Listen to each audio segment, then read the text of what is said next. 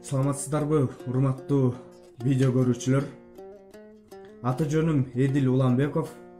Кыргыз Республикасынын жараны катары өлкө башчысы президентибиз Жээнбеков Сооронбай Шариповичке, өкмөт башчыларга, эл өкүлдөрүнө, жалпы ошо бийликте отурган, эл башкарган, журт башкарган биздин башкаруучуларыбызга менин кайрылуум. Мен бул видео аркылуу эч кандай лайк же көрүүчү, же кандайдыр бир терс максатта эмес, ушул үнүм сиздерге жетер деген үмүт менен ушу видео аркылуу кайрылуу жасап отурам. Бул видеону аягына чейин көрөсүздөрбү, көрбөйсүздөрбү, үнүмдү угасыздарбы, укпайсыздарбы, сиздерге үнүм жетеби, жетпейби күмөнүм бар. Ошентсе да назар салып коюңуздар. Урматтуу президентибиз, өкмөт башындагылар, эл өкүлдөрү, тарыхыбызга кайрылсак, мынакей: Исхак Разаков, Жусуп Абдрахманов, Турдакун Усубалиев өңдү эл башында туруп, эл үчүн, мамлекет үчүн деп ак кызматын кылган инсандарыбыз бар. Сиздер эмне үчүн андай иш кыла албайсыңар? Эмне үчүн мамлекет үчүн деп, эл үчүн деп ак эмгегиңерди, ак кызматыңарды кылып, мамлекетти өнүктүрө албайсыңар? Элдин бейпил жашоосуна шарт түзө албайсыңар? Мынакей, силердин элдин акчасын жеп, мамлекеттин казынасын тоноп, байып жатканыңыздарды сокур дагы көрүп турган маал. Ошондой убак. Баарына айкын. Болуптур. Ошентип байып, илтейген үйлөрдү салып, кычыраган машиналарды айдап, жыргалчылык жашоодо жашай бергиле. Ал баардык нерсе убактылуу. Акыры бул дүйнөдөн өтөсүңөр. Ошо бул дүйнөдөн кеткенде ошол байлыгыңар, ошол элдин акчасы көрүңөргө кошо кетпейт. Бир күнү өзүңөрдөн, болбосо балдарыңардан, балдарыңар болбосо небере чөбөрөлөрүңөрдөн чыкчу жеринен чыгат. Ошону эсиңерден чыгарбагыла. Көрүңөргө ал байлыкты кошо ала кетпейсиңер. Ал эми ак эмгек жасап, эл үчүн деп кызмат кылсаңар, элдин эсинде түбөлүк жашайсыңар. Ушуну эсиңерден чыгарбагыла. Эй бийликтегилер, мамлекет үчүн, эл үчүн деп кызмат кылсаңар, тарыхта алтын тамгалар менен калбайт белеңер. Эмнеге андай кыла албайсыңар? Жеп, жутуп, мамлекеттин казынасын тоноп, мамлекетти карызга батырып, биздин келечегибизди, мамлекеттин келечегин талкалап, кычырап, креслодо отурасыңар. Мынакей, менин жашым 17-де. Мен сыяктуу мамлекетти өнүктүрөбүз, эл үчүн кызматыбызды кылабыз деп билим алып, өсүп келе жаткан жаштар көп. Бирок ошо биз чоңоюп, мамлекетти өнүктүрүп, элдин көйгөйлөрүн чечкиче, мамлекет жок болуп кеткен атпайбы? Силер мамлекеттин түбүнө жетип жок кылган атпайсыңарбы? Бизге андай жок мамлекеттин кереги эмне? Мындай сөз бар: уктап жаткан мамлекет жок болуп ойгонот же кул болуп ойгонот дейт. Биз азыр уктап жатпайбызбы? Силер уктатып атпайсыңарбы? Мамлекетте бир катар көйгөйлөр толтура. Карызыбыз андан бешбетер. Эртеңки күнү карызыбызды кечпесек, эмне, жерибизди алып коюшабы? Жери жок кылабызбы? Бизге андай мамлекеттин кереги эмне? Карызды эмне бизге үйүп кеткен тасарбы? Мына мен балдарыңар менен эле теңмин. Бийликтегилер, ошо карызды эмне, мамлекеттин карызын балдарыңардын мойнуна илип кеткен атасыңарбы? Кийинки урпакка эмне дейсиңер? Тарыхка эмне деп жооп бересиңер силер? Биз эмне мамлекетти жеп жуттук, тонодук, мамлекетти жок кылдык деп жооп кайтарасыңарбы? Өлкөдө маселе деген нерсе толтура. Мына чек ара маселеси. 2 күндүн биринде чек арабызда ызы чуу, эл кыйналып жатат. Чек ара маселесин чечип бир, зым менен болсо да коруп койсоңор болбойбу? Өзбек, тажик тараптар чек арасын бери кысып, күн сайын жерибизди алып келе жатат.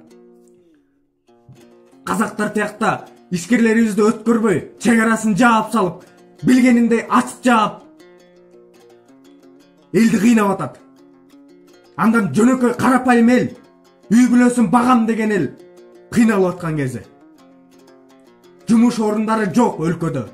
Ошонун кесепетинен канчалаган кыргыз эли чет жерде тентип, үй бүлө багам, жанымды багам деп чет жерде эл жеринен алыс кыйналып жүргөн чагы. Мамлекетте жумуш орну болсо, айлык акы жогору болсо, алар тияка барып эмне кылсын?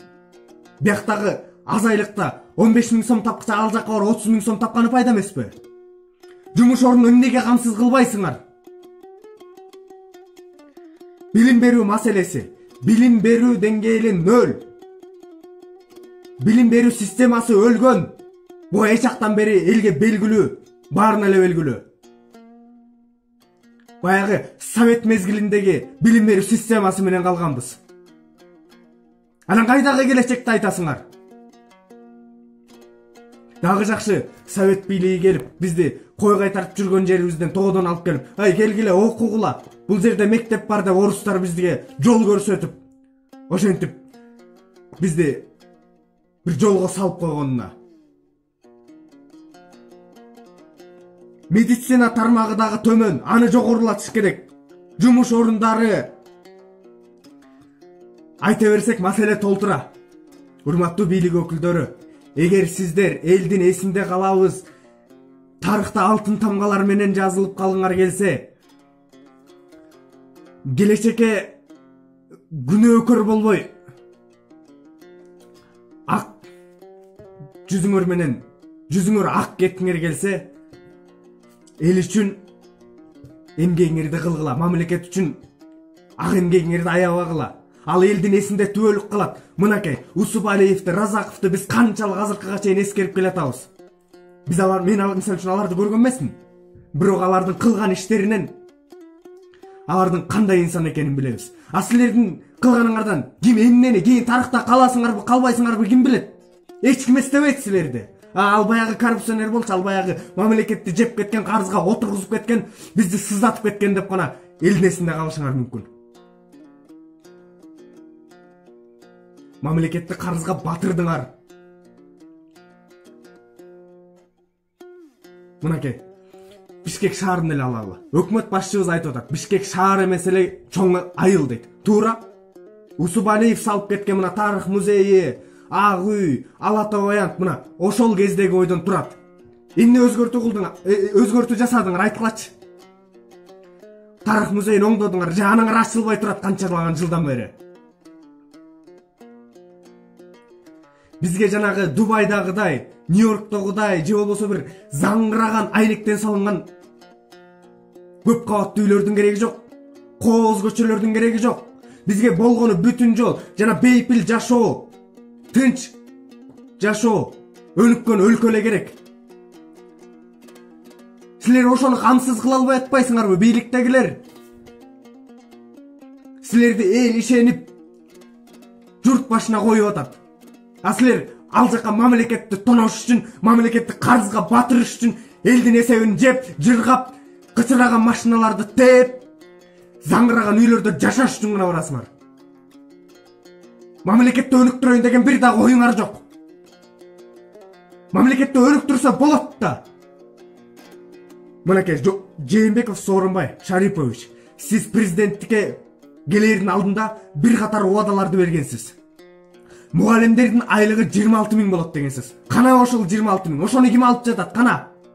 Биз көрбөй элебиз. Мугалимдер эптеп эле билимин берип, аз айлык алып жашап келет. Коррупционерлерди жок кылам. Кыргызстанда 35 коррупционер бар. Алардын баарын по фамилийна билем дегенсиз. Кана ошол 35 коррупционер? Алар кайда? Кана аларды куздуруп, мамлекеттин карызын төгүп, өлкөнү жыргатканыңыз? Эй бийликтегилер, азыр акыбал оор.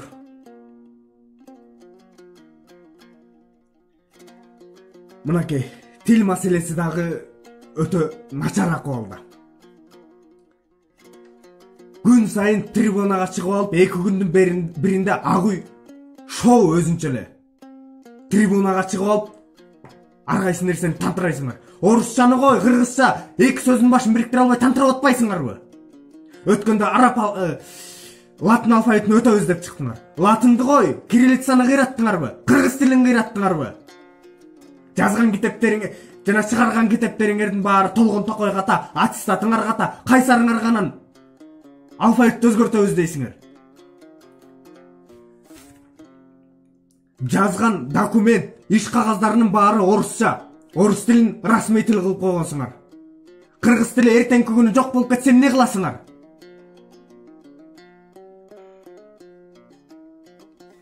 Бийликтегилер, биз өнүксөк, айыл чарба тармагы менен жана туризм тармагы менен эле өнүгө алабыз.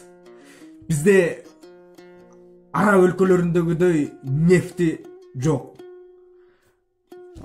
Баалуу кендерибиз бар, бирок аларды иштеткен киши жок. Билим деңгээли төмөн болсо аны ким иштетет? Мынакей кумтөр дейсиңер, жалгыз алтыныбыз кумтөр бар экен. Кумтөрдү канадалыктар алып эле жыргап атпайбы? Кана кумтөрдүн бизге пайдасынан зыяны көп болуп атпайбы? Мөңгүбүздүн баары жок. Кенедей таштан мөңгүгө чейин сатып, түгөтүп, көргө чейин сатып атасыңар. Эртеңки тарых эмне деп жооп берген атасыңар силер? Айыл чарба туризм маселесин, туризм тармактарын өнүктүрүп койсоңор, мамлекетибизге канчалаган кирешелер түшөт эле. Айта берсек, көйгөй деген нерсе көп. Бирок аны жасай тургандар акыбалыңар бул. Жана башында айткандай, биз сыяктуу жаштар өсүп, мамлекетти өнүктүрөбүз дегенче силер мамлекетти жок кылып, карызга батырып, сызга отургузуп кеткен атпайсыңарбы? Урматтуу кыргыз эли, мамлекеттин бүгүнкү күндөгү абалына бул бийликтегилер эле эмес, эл дагы күнөөлүүбүз. Добушуңарды 1000 сом үчүн сатасыңар. 1000 сом менен түбөлүк жашабайсыңар. Алар 1000 сомго шайланышат дагы акчабызды жеп, мамлекеттин эсебинен байып, карызга бизди сызга отургузуп кете беришет. А биз 1000 сомго добуш сатып коюп, анан кайра бийликке нааразы болуп калабыз.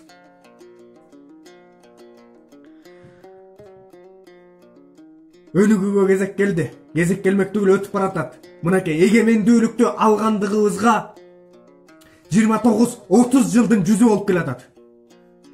Ошол 30 жылда эмнеге жетиштик? Баарын талап тоноп, мамлекетти карызга батырып,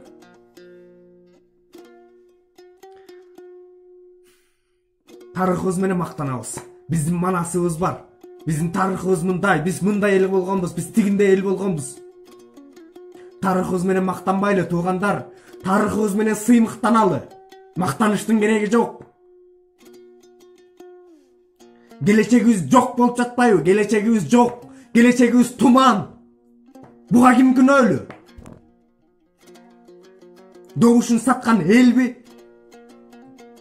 Же жатып алып бийликти сынап отурган элби, же элдин мамлекеттин казынасын тоноп, мамлекетти карызга батырып, ичип жеп жыргап отурган бийликтегилерби?